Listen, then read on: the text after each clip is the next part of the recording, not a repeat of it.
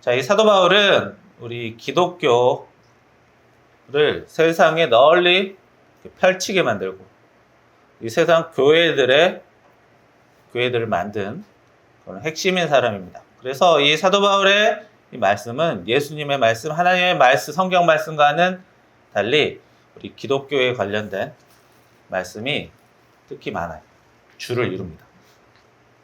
오늘 말씀, 예수님께서 경건하지 않은 자, 죄인을 위해서 죽으셨고 그러면서 우리에 대한 하나님의 사랑을 보여주셨다. 증거로 삼으셨다라는 말씀입니다. 자, 이 이스라엘이라는 나라가 있었죠. 원래 구약시대 창세기 때부터 아브라함이라는 사람이 나타나면서 이스라엘이라는 나라를 하나님이 이렇게 만드세요. 그런데 이 이스라엘이라는 나라는 이 성경에서는 오늘날도 있는 나라지만 이 성경에서는 구약시대에만 있는 그런 나라예요. 모세가 이끌어서 여호수아 때 이렇게 만들어진 솔로몬 다윗에 이어지는 그런 나라, 이스라엘이라는 나라는 이 구약시대 나라예요. 구약 때 멸망하게 됩니다.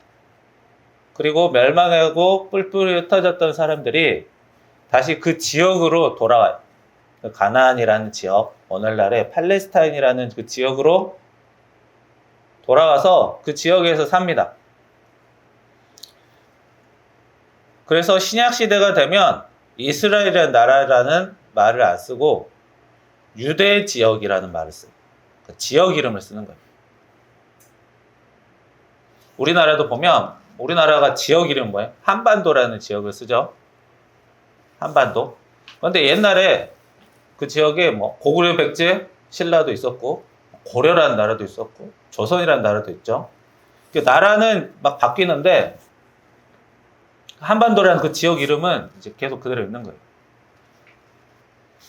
그래서 이스라엘이라는 거는 나라 이름이고 이제 신약 때부터는 그 지역 이름을 써요. 유대 지역이라는 그 지역 이름을 씁니다. 왜냐하면 그 뿔뿔이 흩어졌던 그 옛날 이스라엘 민족들이 자기 지역으로 돌아왔지만 자기 나라를 만들지 못해요. 그 나라는 로마의 한 지역이 됩니다. 그래서 자기 고향으로 왔지만 자기 나라, 옛날 나라 이스라엘이라는 말을 쓰지 못하고 유대 지역이다. 로마라는 큰 나라의 한 지역이다. 유대 지역 이름으로 이렇게 쓰게 돼요. 그때 이제 예수님이 하나님을 보내셔서 오셨죠. 그래서 그 당시 유대 지역에 살던 유대인들은 자기 나라 땅에서 살지만 자기 나라가 이스라엘이라고 말하지 못합니다. 로마의 백성들이 로마의 한 지역. 그리고 이게 큰 나라들이 되면 공통어가 있습니다. 원래 워낙 여러 지역들, 여러 민족들을 합쳐놓으니까 예를 들어 일본이랑 중국이랑 나라를 합쳐놓으면 어떻게 돼요? 중국 지역은 중국말 쓰고 일본 지역은 일본말 쓰겠죠. 하지만 어디서도 공통된 말을 이렇게 만듭니다. 그런데 그 당시 유대 지역에서 쓰던 그 로마 지역에서 썼던 말은 그리스 말을 썼어요. 헬라어라는 말을 쓰는데, 그러니까 그 로마라는 제국의 나라의 공통어는 그리스어입니다. 그러니까 자기 지역에는 자기 동네 말을 쓰면서 공통어도 써야 되는 거예요.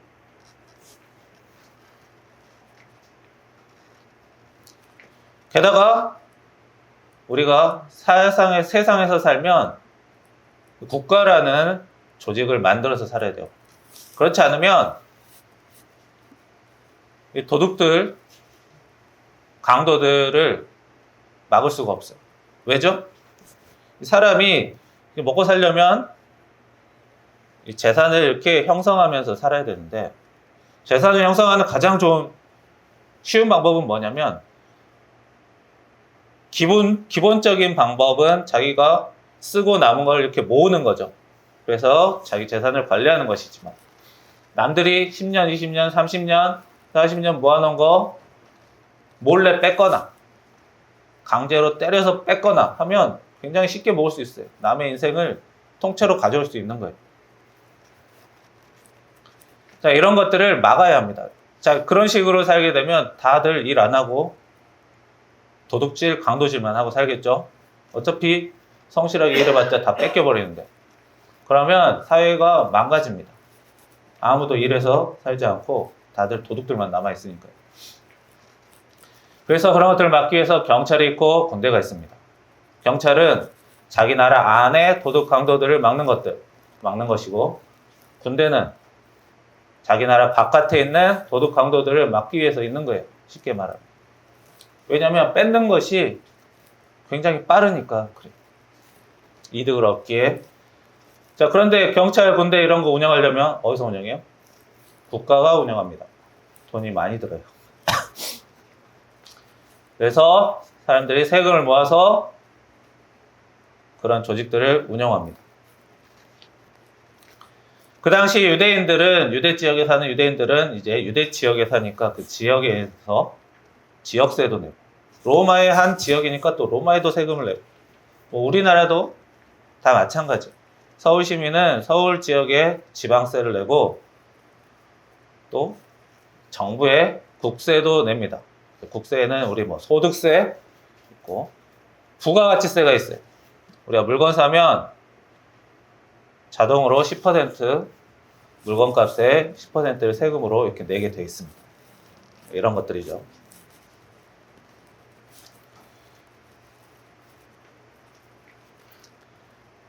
그런데 그 유대 지역을 점령하던 나라 로마, 엄청나게 큰 나라가 되었어요. 오늘날로 따지면 나라 한 20개 정도를 통합을 시킨 거예요. 굉장히 큰 나라가 되었죠. 그런데 그 로마의 굉장히 구석에 있는 가나안 지역, 유대 지역에서 이제 예수님이 내려오셨습니다. 이 전 세상, 우리 인류의 영혼의 죄 문제를 해결하시기 위해서죠.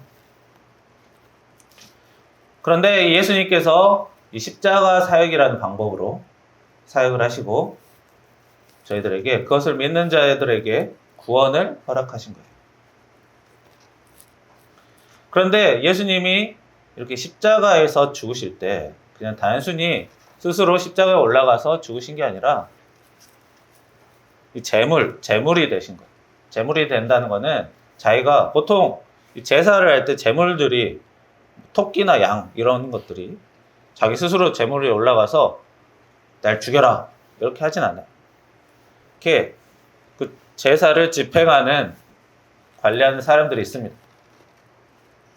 예수님께서 십자가 제물이 되셨을 때 그런 일을 관리하는 사람이 그 유대 지역의 대제사장들이었습니다.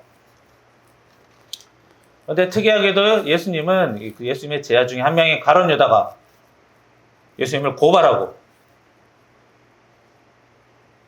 공회의 대제사장이 유죄를 선고하고 교회에서 처벌할 수 있었어요. 하지만 그렇게 하지 않았습니다.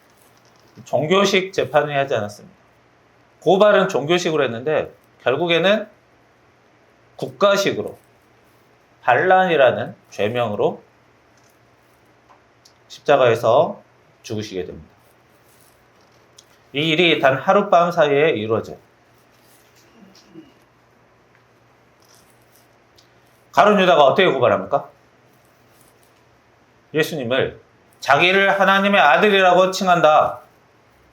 우리의 성전이 무너질 거라고 얘기했다. 이렇게 고발을 해요. 자, 그런데 이렇게 고발하면 그 교회, 공회라고 하는데 교회라고 보면 돼요. 교회에 고발을 했어요. 자, 내부 고발을 한 거예요. 가까운 사람이 고발하는 것, 신빙성을 높게 쳐줍니다. 우리 사회에서도 그래요. 내부적으로, 조직 내부에 있는 사람이 제대로 알기 때문이죠. 물론 거짓말을 할 수도 있겠지만, 자, 공회에 고소가 들어왔어요. 고발이라고 하죠. 다른 사람의 일로 신고하는 걸 고발이라고 합니다. 자기 일로 자기가 당한 피해로 자기가 당사자면 고소, 다른 사람이 잘못을 저질렀다. 거에 참견하고 싶은 거는 고발이에요. 고발을 했어요. 자, 대제사장이 예수님에게 묻습니다. 혐의 사실을 이제 밝히려고요. 뭐라고 묻죠? 당신이 하나님의 아들입니까? 그렇게 물어요. 자, 그랬더니 예수님께서 맞다라고 말씀하십니다. 자, 그러니까 대제사장이 하나님의 아들을 사칭한다라고 해서 신성모독죄로 사형을 내리려고 했어요. 그리고 그럴 권한이 있었어요. 자, 그러면 되는데 그렇게 하지 않습니다. 갑자기 빌라도라는 이 총독에게 처벌을 넘겨버려요. 자, 길을 가다가 어떤 사람이 내가 하나님의 아들이다. 뭐 이단들 있죠. 사이비들이 그래요. 사이비들이 내가 하나님의 아들이다. 막 이런 사람들이 있거든요. 그러면 뭐 그 순간 이제 그런 고발이 들어오면 바로 체포해서 감옥에 보낼 수 있을까요? 사람이 말 몇 마디 했다고 바로 감옥 가지 않습니다. 내가 상대방한테 서로 대화하다가 화가 나서 욕을 했어요. 둘이 개인적으로 이렇게 이야기하다 욕한 거는 고소나 고발이 안 돼요. 이게 뭐 공적인 자리에서 사람들 여러 명 앉혀놓고 누군가를 욕하는 것, 이렇게 많은 사람들 앞에서 욕하는 거는 모욕죄라는 죄로 고발을 할 수 있겠지만 자기들끼리 대화하면서 욕하는 거는 그냥 고발 건이 안 돼요. 가룟 유다가 예수님이 자기를 하나님의 아들이라고 사칭한다. 그렇게 얘기했다고 해서 본인이 맞다라고 얘기한다고 해서 바로 사형을 시킬 수 없는 거예요. 만약에 길 가다가 어떤 지능이 낮은 사람이 내가 왕이야 라고 얘기한다고 해서 그 사람은 바로 고발해서 반역죄로 삼고 감옥에 가두는 거 아닙니다. 그냥 어디 아픈 사람이구나 라고 하고 말아요. 신성모독했다고 말 몇 마디 했다고 그냥 무조건 잡아서 사형을 내리는 게 아닙니다. 물론 이스라엘이라는 유대 사회라는, 유대 지역이라는 특별한 그 지역에서 하나님을 꾸준히 자기를 하나님의 아들이라고 사칭했다면 문제가 될 수는 있겠지만 예수님이 하나님을 욕되게 하는 일은 하지 않았어요. 고작 했던 말이 내가 하나님의 아들이다. 였죠. 그런데 왜 대제사장은 그 말을 그냥 넘기지 못했을까요? 예수님의 그 말이 힘이 있고 많은 근거들이 있고 따르는 사람이 많았기 때문입니다. 예수님은 단순히 내가 하나님의 아들이다라고 말만 하신 게 아니라 뭘 했습니까? 하나님의 아들로서 할 수 있는 일, 하나님의 아들만이 할 수 있는 일, 기적들을 보여주셨어요. 그냥 말만 하는 거는 누구나 할 수 있어요. 그러나 기적을 베푸는 것, 병든 자를 고치고 죽은 자를 살려내는 기적을 행하는 것, 이것은 다른 사람이 흉내낼 수 없는 것입니다. 게다가 이런 것들은 공부를 잘한다고, 돈이 많다고 할 수 있는 일도 아니에요. 자, 이런 많은 증거들을 보여주었고, 게다가 많은 가르침 또한 예수님께서 주셨기 때문에, 그리고 예수님을 따르는 사람이 많았기 때문에 많은 사람들이 예수님을 하나님의 아들로 받아들였기 때문에 최소한 그들 또한 선지자급으로 봤기 때문에 예수님을 없애려고 했고 그것이 단순히 넘길 만한 일이 아니었다라고 봤던 겁니다. 그런데 웃기죠. 최소한 선지자급으로 봤다고 하는데도 이렇게 죽이려고 하는 거예요. 왜 그래요? 하나님이 보낸 사람인데도 하나님의 아들이라고 믿지는 못하더라도 선지자급인데 이렇게 막 해치려고 한다? 이해가 잘 안 돼요. 하지만 이미 구약시대 때 이스라엘 나라였을 때 또 그런 일들을 많이 했어요. 엘리야라는 선지자, 엘리사라는 선지자도 막 죽이려고 했고 이사야, 예레미야 막 마구마구 감옥에 가두고 언제든지 죽이려고 했었어요. 그러니까 예전부터 하나님의 보낸 선지자여도 자기 멋대로 이렇게 가두고 해치려고 했던 일을 했기 때문에 예수님이 선지자급은 되나보다라고 생각했던 이 제사장들도 예수님을 해치려고 했던 거예요. 뭘 위해서? 예수님이 사라져야 이 사회가 유지되고 이 나라가 불안해지지 않는다. 자신들의 이득을 빼앗기지 않는다. 자기의 이득을 위해서. 이 사회의 보존을 위해서 예수님을 희생시키려고 한 거예요. 이 사람들은 이 개개인이 나쁜 짓을 하는 게 쉽지 않아요. 양심이라는 게 있습니다. 그런데 왜 전쟁이 나면 이렇게 총으로 사람들을 그냥 막 쏴 죽이고 그럴까요? 이 사람이 개인적으로 개인을 해치는 것은 굉장히 큰 스트레스를 받고 쉽게 하기 어려운 일입니다. 그러나 명분이라는 게 생기면 거기에 핑계될 수 있는 조건이 만들어지면 나쁜 짓을 할 수 있어요. 국가 간에 전쟁할 때 총으로 드론으로 사람을 죽이고 어떻게 생각해요? 내가 죽인 게 아니다. 나는 명령을 따랐을 뿐이다. 우리나라를 위해서 한 일일 뿐이다. 라고 이렇게 핑계댈 수 있으면 나쁜 짓을 계속 할 수 있는 거예요. 기업들이 보면 높은 대기업들이 밑에 중소기업들, 하청없는 기업들 굉장히 많이 못살게 굴고 괴롭히는 일이 있습니다. 사람 대 사람으로는 그렇게 못해요. 그러나 조직 대 조직으로 이렇게 하면 내가 우리 회사를 위해서 하는 일일 뿐이야 라고 생각하면서 나쁜 짓, 심각한 짓도 하는 게 현실입니다. 그래서 이 대제사장들이 예수님이 죄가 없다는 걸 알지만 예수님을 해치려고 결정해요. 그런데 이제 선지자급이니까 자기 손에 피 묻히기가 싫은 거예요. 그게 하나님이 보내신 하나님의 아들이라고는 못 믿겠지만 최소한 선지자는 되나 보다. 그러나 우리 민족을 위해서는 없애야겠다. 그러나 하나님이 보내신 사람이라고 생각했기 때문에 손에 피 묻히기 싫어서 다른 사람에게 떠넘기는 거예요. 빌라도에게 떠넘깁니다. 빌라도는 맨 처음에 이래요. 이거는 자기가 하나님의 아들이다 아니다. 이거는 뭐예요? 종교적인 문제다. 나한테 가져올 게 아니다.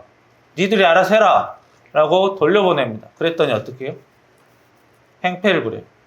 무조건 알아서 해달라고. 무조건 처벌해달라고. 사람 한 명 처벌하는 거 별것도 아니잖아. 그냥 해줘. 우리가 처리하기 곤란하니까 빌라도 네가 대신 해줘. 그래서 막 소동을 피웁니다. 자, 그래서 빌라도가 골치 아픈 일 복잡하게 되기 전에 그냥 예수님을 희생시킨 걸로 끝내자라고 해서 십자가 처형이 이루어지게 되죠. 그래서 이제 빌라도가 예수님에게 억지로 누명을 씌우기 위해서 이렇게 물어요. 당신이 하나님의 아들입니까? 그걸로 고발이 되었기 때문에 빌라도도 그걸 물어요. 그렇게 물어야 되는데 그렇게 묻지를 않아요. 자, 하나님의 아들이냐 아니냐 이거는 신성모독 종교재판이기 때문에 빌라도는 행정관이라서 그걸 판단하는 사람이 아니에요. 그래서 그렇게 묻지를 않아요. 그래서 뭘로 물어요? 당신이 유대인의 왕이냐? 이렇게 물어요.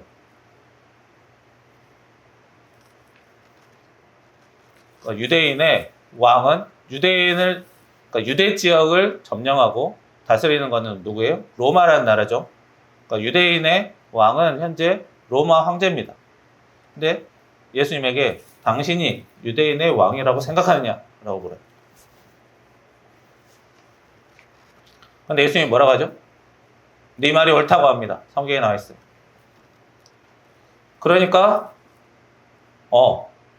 로마 황제에 반역을 했구나라고 하고 반역죄로 십자가형을 내립니다. 원래 십자가형은 이 황제에게 반역했을 때 주로 내리는 형이었어요. 그런데 이 예수님이 내가 유대인의 왕이다 라고 말한 게 처형받을 만한 일은 아니에요. 이게 자기가 말만 했다고 되는 게 아닙니다. 원래 이 범죄라는 거는 그냥 말 한마디 했다고 되는 게 아니에요.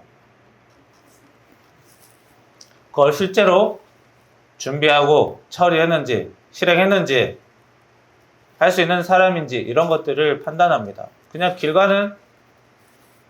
길에서 구걸하는 거지가 나는 백만장자다 라고 말했다고 해서 거짓말이네 사기꾼이네 할 수 없는 거예요. 내가 유대인의 왕이다. 그것이 범죄가 되려면 어떻게 돼요? 내가 로마 황제의 반란을 꾀했다. 군대를 모으고 군대를 조직하고 실행 날짜를 세우고 많은 정치인들을 끌어들이고 이런 일들을 준비했다. 이런 것들이 있어야 되는 거예요. 근데 그런 일들을 하지 않았습니다. 예수님께는 군대도 정치인도 돈도 모으시지 않았어요. 자신이 하나님의 아들이라는 것을 말하시고 증거내시고 하나님을 사랑하고 사람을 사랑하는 것들을 가르치고 영혼의 문제를 해결하신 거예요.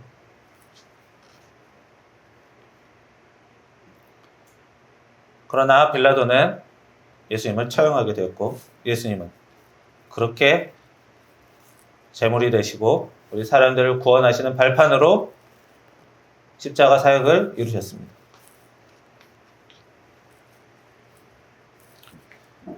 예수님은 누명을 쓰고 억울하게 죽으신 거예요. 자, 하나님의 아들로서 기적을 베풀고 대단한 기적을 통해서 사람들을 겁주고 무릎 꿇게 만들 수도 있었겠지만 그렇게 하지 않으셨어요. 희생제사라는 방법으로 우리들의 죄 문제를 고치셨습니다. 우리 인간적인 눈으로 봤을 때는 억울하게 해주신 거예요. 억울하게. 보통 억울하게 죽는 거는 빽없고 돈 없는 사람에게 일어난 일이에요. 오늘날 사회는 빽 있고 돈 있으면 자기가 받을 죄를 굉장히 줄여줄 수가 있어요. 사람이 하는 일은 다 사람과 관계되어 있습니다. 하나님의 아들이라는 굉장한 하나님이 아버지인데 엄청난 빽이죠. 이 세상 모든 만물 자신의 것이죠. 돈 없고 빽 없는 게 아니라 엄청난 빽이 있고 능력이 있으심에도 불구하고 굳이 하찮은 죽음을 맞이하신 거예요. 직접 필히 겪으신 것이죠. 왜냐하면 하나님께서 예수님에게 그 일을 맡기셨고 하나님이 우리 모든 세상 은혜 받을 만한 사람, 은혜 받을 만한 가치가 없는 사람, 모든 세상 사람들을 위해서 죽으셨던 것입니다. 하나님의 명령에 순종했고 예수님의 말씀을 잘 받아들이는 사람도 있었지만 이렇게 죄인의 길에 섰던 사람들도 있어요. 그런 사람들까지도 영혼의 구원을 믿음으로 허락하신 것입니다.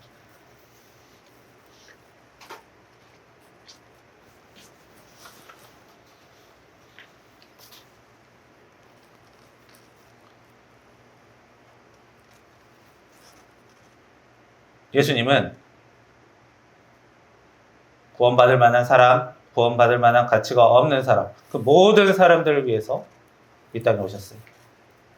그래서 예수님의 구원이 위대한 것이고 사람이 흉내낼 수 없는, 사람이 감당할 수 없는 일입니다.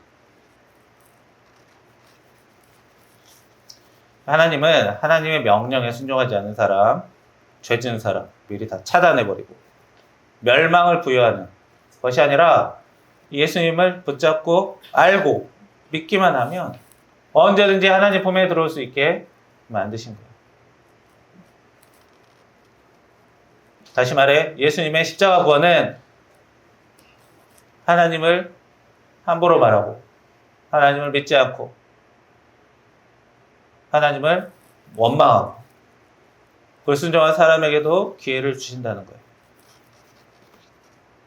그만큼 순종하지 않는 자에게도 하나님은 기회를 주고 은혜 주시는 사람을 사랑하시는 하나님이다라는 것입니다.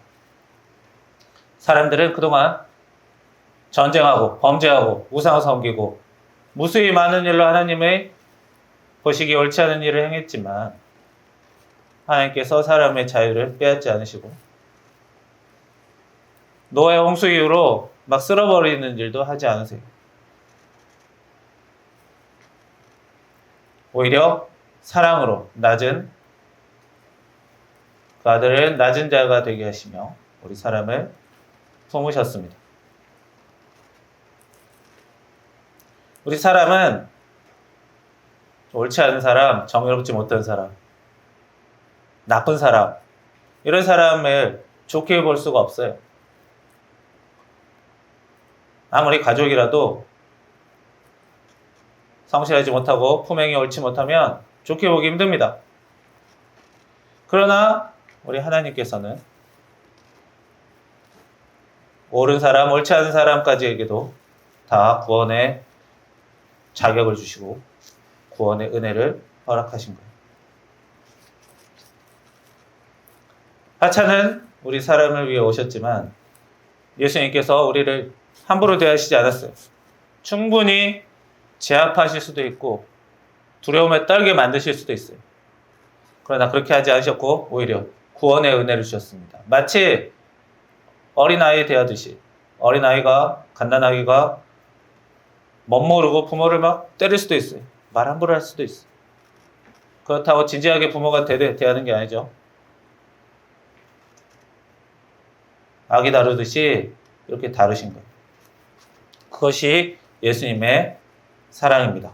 그런 사랑으로 예수님께서 우리에게 십자가 구원의 은혜를 허락하셨다라는 것이 오늘 말씀입니다. 그래서 하나님께서는 그 얼굴을 우리에게 비추사 우리에게 은혜 베푸시기를 원한다고 하셨습니다. 하나님이 예수님을 통해서 주신 우리에게 주신 이 구원의 은혜, 그 은혜를 우리가 소중히 받고 믿지 않는 사람에게도 우리가 함부로만 여기지 않고 그런 사람에게도 충분히 구원의 은혜를 받을 수 있다라는 것을 아는 여러분들이 되시며 하나님이 우리를 많이 사랑하신다라는 것을 다시 한번 깨닫는 여러분들이 되기를 축원합니다. 기도하겠습니다. 살아계신 하나님, 오늘 사도 바울의 말씀으로 저희들 자격이 있고 없고를 떠나서 하나님께서 우리를 사랑하시며 우리의 그 사랑하는 그 은혜로 예수님의 십자가 구원의 은혜를 허락하신 것을 다시 한번 깨닫고 알게 되었사오니 주님, 저희들 전심으로 주님의 은혜에 감사할 수 있게 하시며 그 누구라도 주님의 은혜가 허락된다라는 것을 잊지 않고 살 수 있도록 저희들 마음을 열 수 있도록 인도하여 주옵소서. 예수님의 이름으로 기도합니다. 아멘.